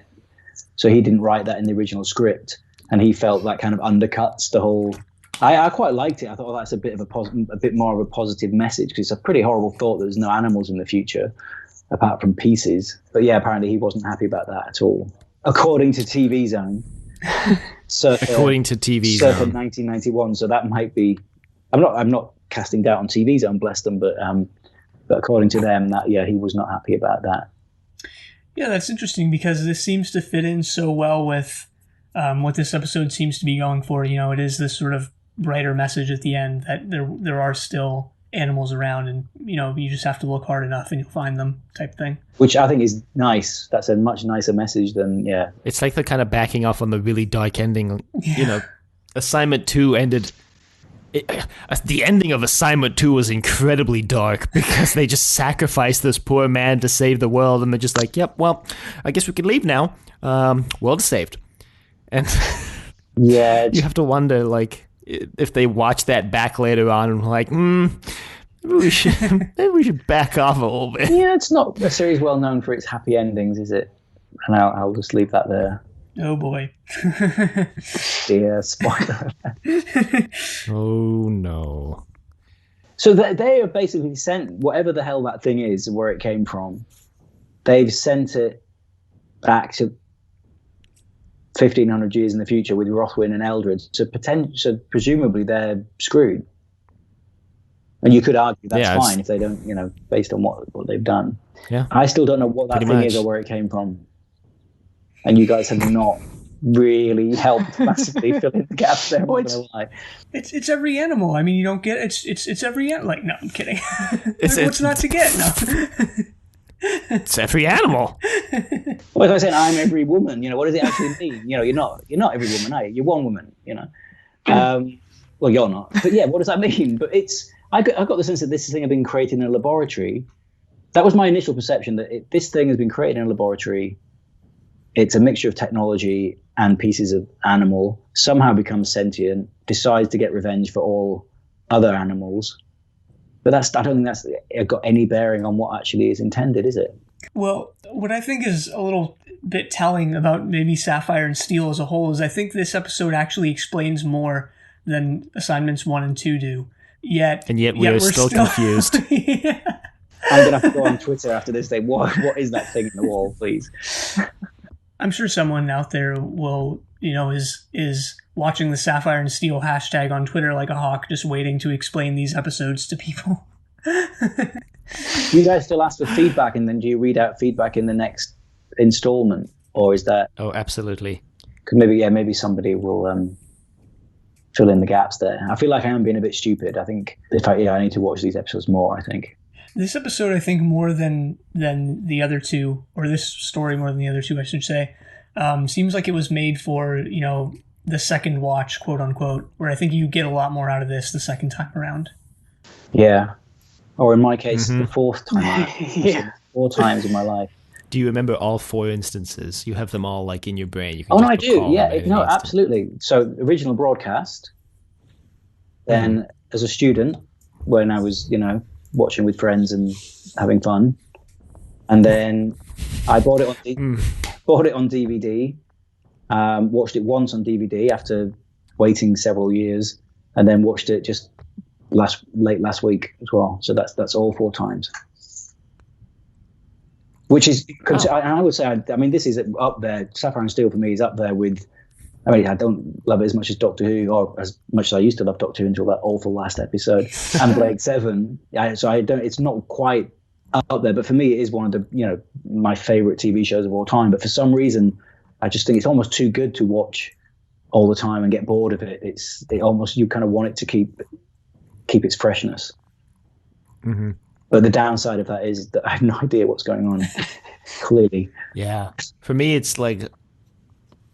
Sometimes I don't want to rewatch things almost because I don't want I don't want to ruin the experience, like if I had a particularly moving experience watching a movie, sometimes I don't want to watch it again because I know that the second time you watch it, it's not going to be the same thing.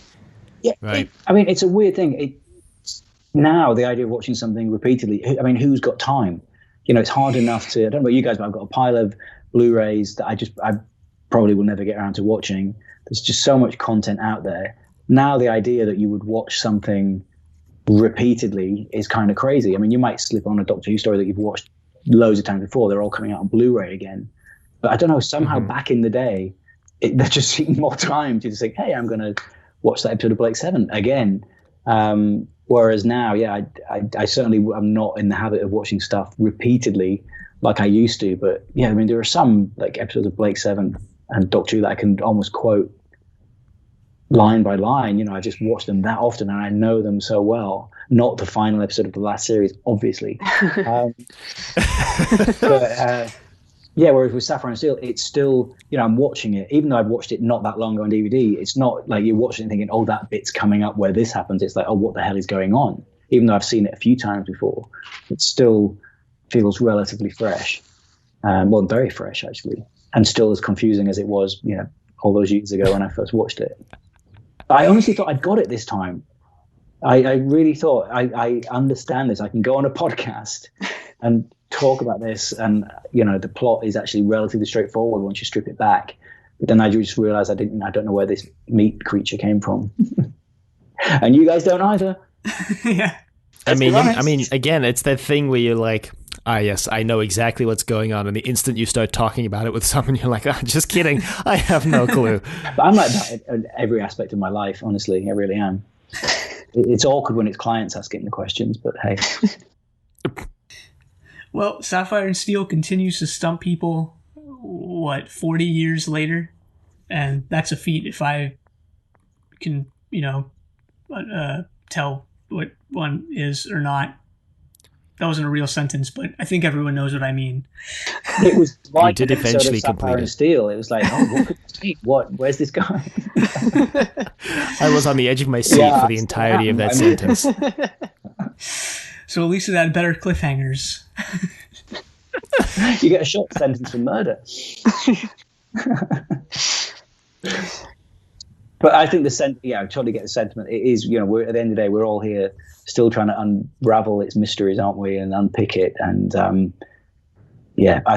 do think the answers are in there. Mm-hmm. Yeah, for sure.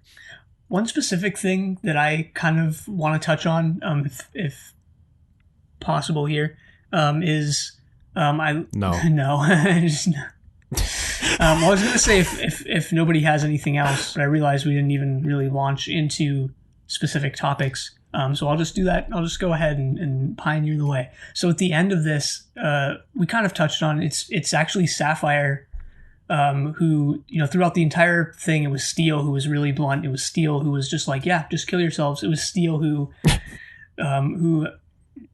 acted that way. And at the end of the episode, it's Steel who's like, so what should we do? Like, are you sure we should kill it? And Sapphire's like, yes, like, just kill it. And I think that kind of reveals a little bit more about their characters. Yeah, definitely. Yeah, I was saying earlier, when like Sapphire's stroking that dead child's hair, and showing concern for the building being blown up, and that would have been the obvious way to go, wouldn't it? It was, Steele's nasty, she's nice, but I quite like that. She's just as dark as him. She's got a mission. She's on the same mission. She will do what it takes to protect time and fight this strange meat creature. I think that's great. I mean, and because it's Joanna Lumley and she's so good, that her character can be interpreted any number of ways, and she's quite sinister in her own right, especially when her eyes. I love it. That's one thing I didn't mention actually, because normally, when her eyes go blue, it's just a video effect, but because they're that effect couldn't be achieved on film, they put these contact lenses in her eyes, and I think they do that in studio too, actually, in some episodes. But I just think that just looks so sinister, when she's got these huge black eyes. So I think she's just every bit as scary as Steel, and more complex. And you wouldn't ultimately want to be left on your own in a room with her, would you? Well, some people, but some people. Yeah, you wouldn't. You wouldn't necessarily feel safe with her. She would. Yeah, she would put a pillow over your head if she had to. Or a swan. A flying pillow. Yeah. Or a swan. I like these pauses. It's time to reflect. We also have our low budget special effect of the week. Forgot about that one. There's a few to choose from. I think my favorite low budget effect in this is it's all the things that Silver is doing when he's trying to get into the access the entity or whatever he's trying to do in that hallway. And it's very old school. It's very low key how they did it. But I think it just works really well. It's just done with lighting effects. There's one bit where I think he's basically just got some wire wool in his hands, but because they put a shining light on it, when you first see it, you just think, oh wow, how the hell have they done that? It's only when you rewind it you think, oh, it's actually quite crudely done. But if you just back then you didn't have the option of rewinding, it's enough to just think, wow, that's just some amazingly cool thing that Silver's doing. So, and I think all the effects look, low budget, but that's not necessarily a criticism. I think it's just very, very, very cleverly done, I think. The swan, on the other hand, is perhaps not. That's my favorite. That, if you mean it in that sense, my favorite low budget effect, I'd have to say the swan. Yeah, I was going to say the swan. Just love that swan so much. Just when it popped out of nowhere, too, I wasn't expecting. It's like, whoa! Are we going to go through all the other things, like costumes and stuff? How does that work? Do you guys... Yeah, we just go segment to segment, really. Segment away.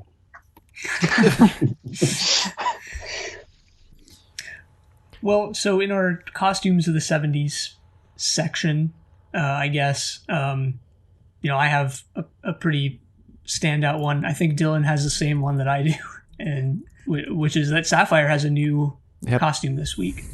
And that's incredible, doesn't she? I mean, it's just, what can you do? And it's Joanna Lumley, who's, have you guys heard of Joanna Lumley before? I mean, I guess she's famous for the New Avengers, but in the UK, she's like everyone loves her. She's like a national treasure because she, as well as all the, the New Avengers and Sapphire and Steel and Absolutely Fabulous, she's just a regular guest on chat shows and she's done documentaries and everyone loves her because she's just so incredibly cool.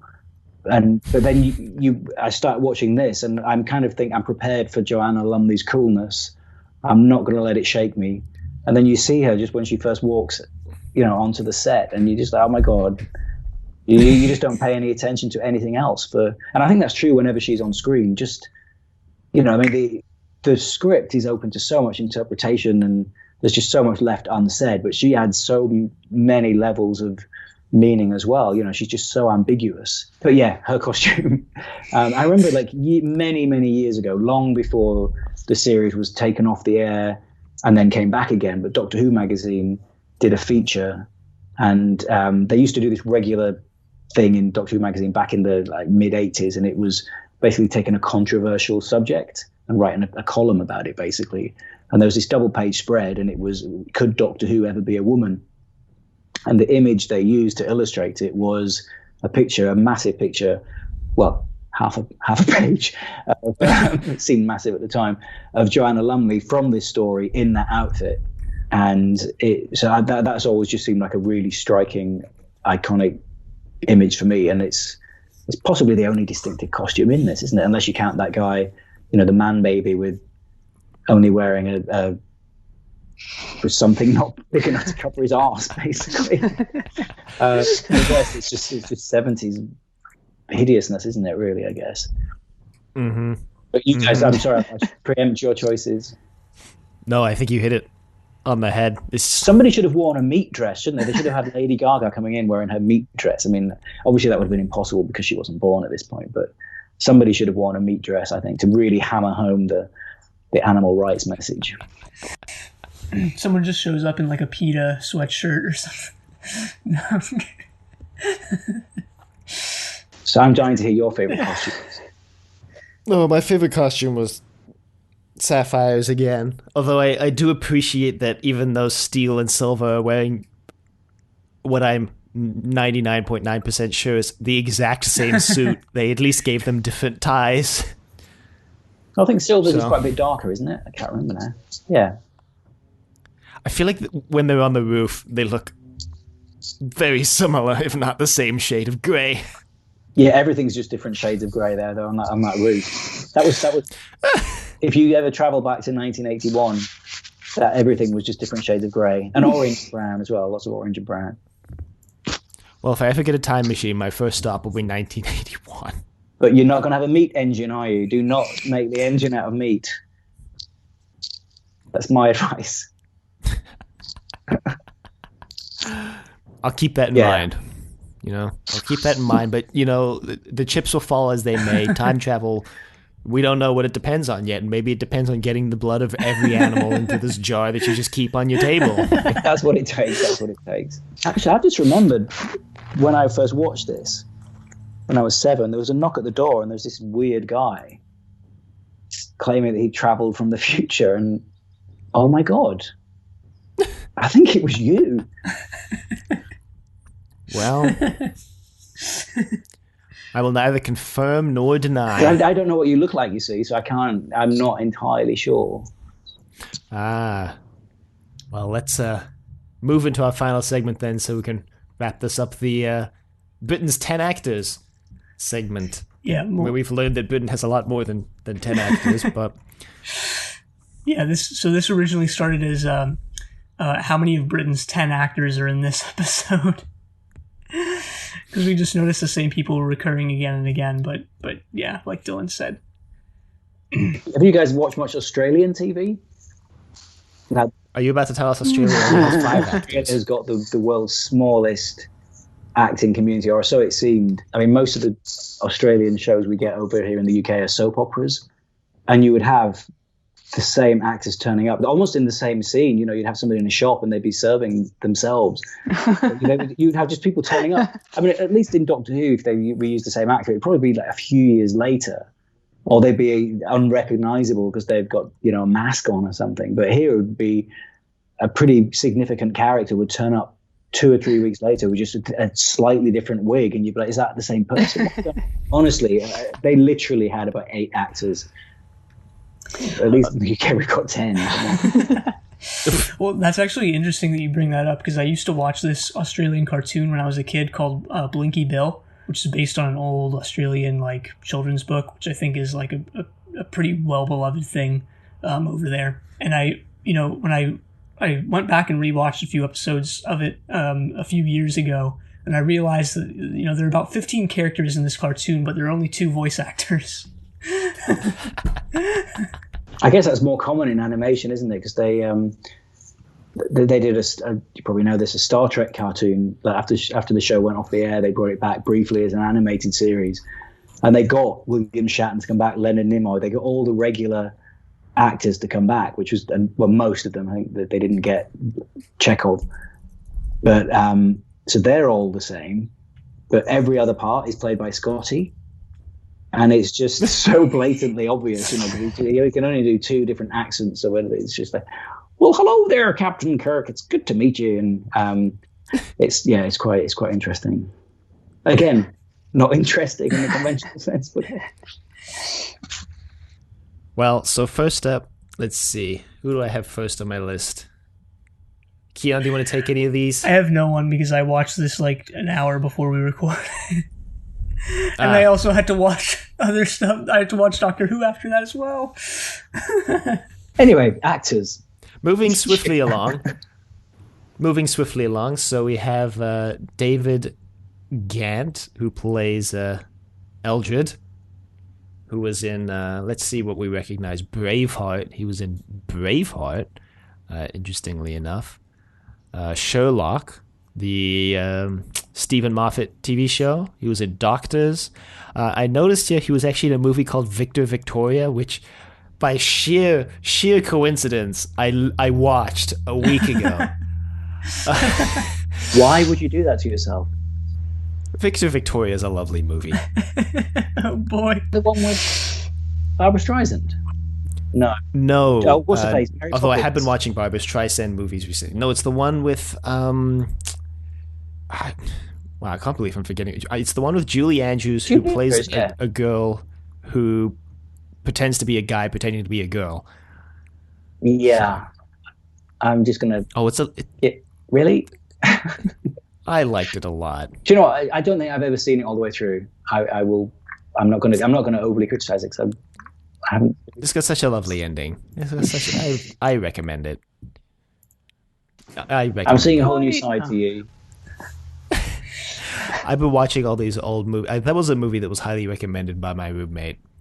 Let's see. So we've got Catherine Hall, who played Rothwin. This is like her most famous thing. She was also in A Christmas Carol, the 1984 one, as well as a 1979 version of Crime and Punishment. Oh, wow. Yeah, I was a bit disappointed because I looked her up as well, and I think she's probably had. Yeah, she's had quite a.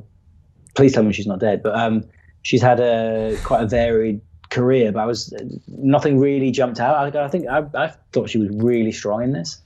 I think just to get across so much exposition, but in complex ideas, I thought she just did it really, really well. And there felt there was a lot going on with the character. I was kind of hoping she might have popped up in more stuff that we're likely to watch. But I think she's just had a really solid career, but nothing particularly major in terms of leading roles. Right. Yeah, she had a very, very slim career, especially in comparison to some of the other people in this stories, like David Collins, who had a very long and varied career. Diva in Blake 7. Yeah, Diva in Blake 7.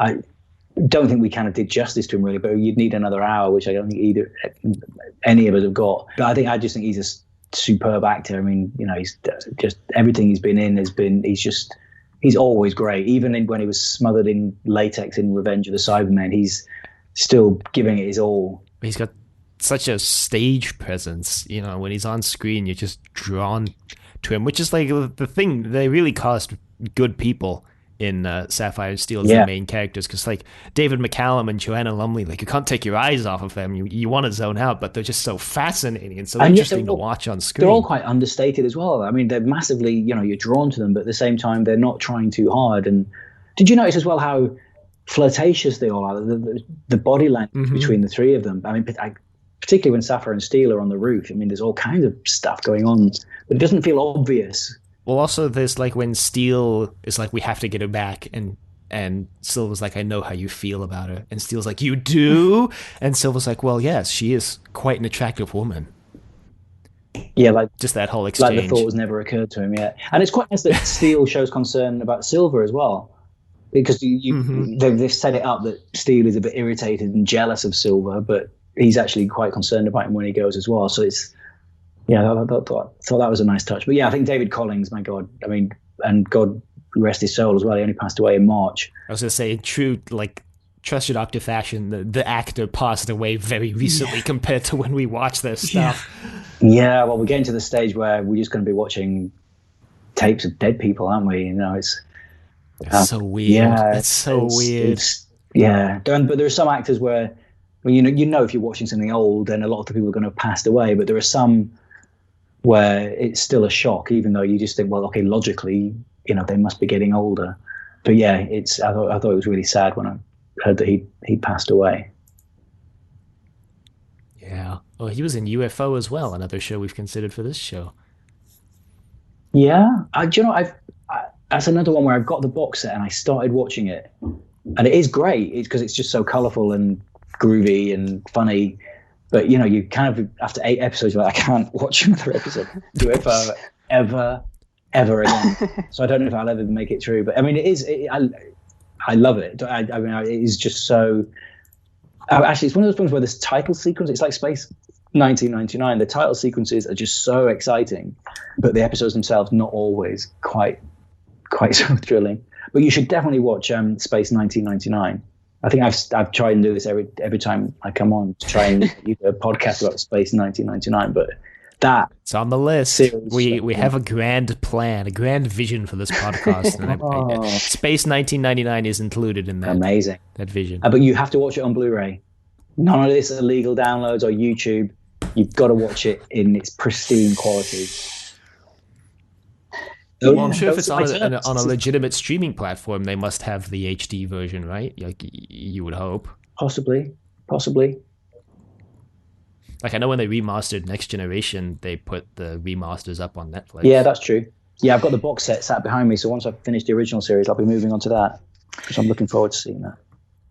Yeah, because you all have it good in the UK where you just get everything on Blu-ray and DVD. We don't really get as much, at least for the British stuff, you know, which makes sense, but still, you know, we don't really get the stuff that you guys do.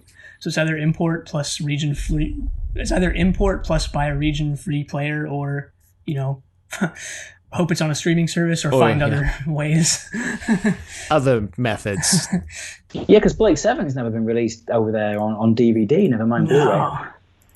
No, I think the most recent release of it was the VHS tapes from, I think it was the early 90s or something.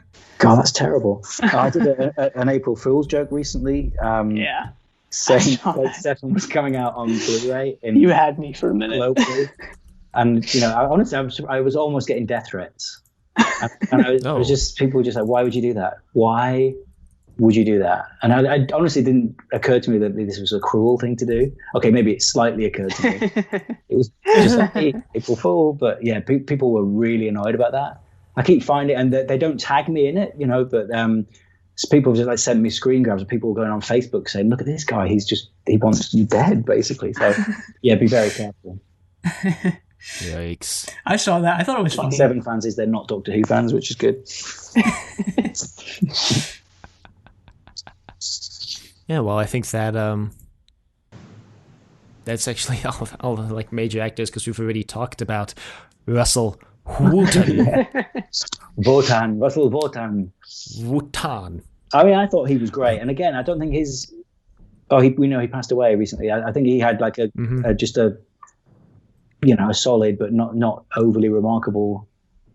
That's a terrible thing to say. I'm sure he had an amazing career, but I don't know anything about. But I honestly thought his performance in that was. I thought, God, is he somebody really famous? Because it was just so subtle and weird and odd. And for me, I would say he's, apart from the regulars. Actually, that's very. I'm kind of damning with faint praise. There's hardly anyone in it, but he would be the standout performance for me. And I didn't actually. No. I actually found him uncomfortable when he first came on. I was like, oh, I hope he's not around for too long, because he was so disturbing. But I actually think that was as the story progressed, you're like, God, no, he's actually really good. Once he put some clothes on, for sure. I was a little shocked at his first scene there, and there's just bum on screen. Yeah. I'm like, whoa, that's more. Hello. Yeah, that's more flesh. And it kind of kept getting. It got worse as it went on. You thought, oh no, they've managed to. Oh no, there it is. Well, what's the worst thing about it is it looks as if they were trying to not have that be the case, right? It looks as if the thing he's wearing is supposed to be covering him up, and it's just not doing its job. Like, yeah, exactly. And there was no time for a retake. Yeah, have you noticed it never happens with actors that you'd actually maybe want it to happen? You know, it's always somebody like, yeah, really don't need to see that. No disrespect to Russell Wooten. It's just like I've seen more of Russell Wooten than I really wanted to or ever imagined that I would. Yeah. It will haunt your dreams. Well, on that bombshell, I'm out of things to say actually about this. As am I. I think I'm wrung out. Yeah, I've literally just given you everything I've got. I was contemplating singing "I'm Every Animal" like Whitney Houston, "I'm Every Woman," but I don't think I could pull it off. Well, the thought is what counts. It's the thought that matters. Exactly. Well, then, on that note, would you like to shamelessly plug yourself? I beg your pardon. I don't have anything to plug, actually. I'm just here for the fun of it. Just here for the fun of it? Yeah. I mean, I've got the old Making Blake 7 Twitter account that's ticking along. That'll be back. The production diary side of that will be back in January next year, which I know is a long time away, but yeah. Especially if the pace time is moving now. Yeah, but it'll be worth waiting for. But I'm doing some other just like random stuff on there just to entertain people during the coronavirus crisis. But that's it. I mean, I'm not saying that's all I've got going on in my life. I've got a very full life. I've got friends, family, work. So much happening. I'm just so happy and fulfilled. Sorry, my voice started going there. No, John, you say that's it as if the Making Blake 7 account is like a small feat. It's but it's amazing. Really not. Like it's great and it's huge and amazing. Well, I've taken 2 years. Well, by the time this year's over, I've taken 2 years off. But I'm already writing the tweets now. I'm going to start putting them in TweetDeck. So it's because the pressure of it is that it's in real time. So whatever they were doing, I tweet about, and so I'm trying to get as far ahead as possible. So in theory, when it kicks off in January, it will all be in TweetDeck, ready to go. That's the plan. Nice. Cool. Very exciting. I'm looking forward to it. It'll be good. You're going to love it. Well, then, on that note, if there's anyone who would like to email us, you can reach us at thedoctor@decorativevegetable.com. Questions, comments, concerns, angry rants, love letters, your thoughts on Sapphire and Steel Assignment 3. You can find us on YouTube at Decorative Vegetable and find us on Apple Podcasts, Google Play, and Spotify, all at Inevitable with Classic Sci-Fi Podcast. Be sure to leave a rating if you like the show. Check us out on Facebook, Trust Your Doctor, like us on Facebook. Also check us out on Twitter at TYD Podcast and follow us on Twitter. And next time we're going to be watching Assignment 4, which is also called The Man Without a Face. But, again, thank you so much, John, for being on, joining us here. That's the best thank one, you for being on. Assignment 4 is the best one. That's the one with the guy without a face, right? I believe so. Yeah. It's the title. Yeah. That's the best one. But until then, the end.